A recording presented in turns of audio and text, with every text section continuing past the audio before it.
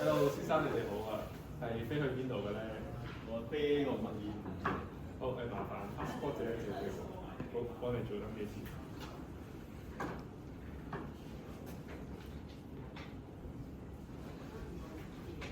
好，兩位先生俾翻護照同埋 boarding pass 你哋先。好，唔該晒。好啊，咁你哋嘅行李係自己執㗎嘛？係啊係啊。有冇拎嗰個隨身充電器，或者有冇違禁品喺入邊？喺自己身上嚟㗎。好，冇問題。咁而家將個行李咧放喺呢度先。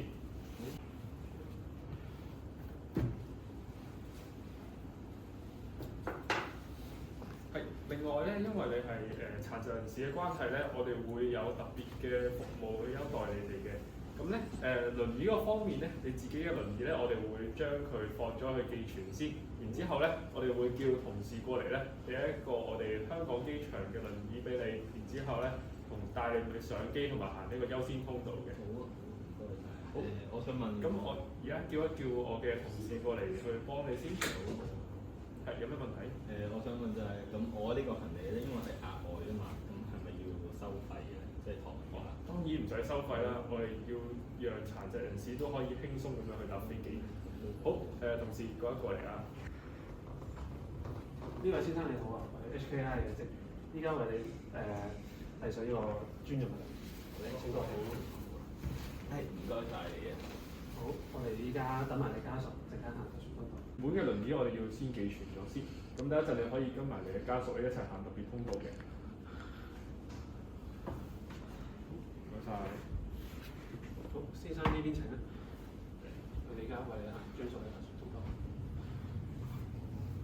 下地啲，下地啲，前啲，舉嗰隻手。好幽默啊！你啲工作人員。下個，舉嗰隻手。OK。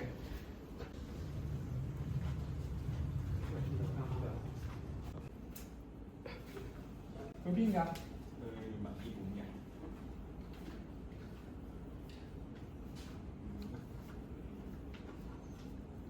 好，唔該晒。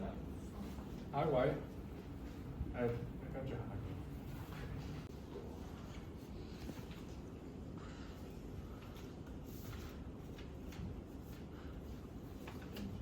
呢邊請。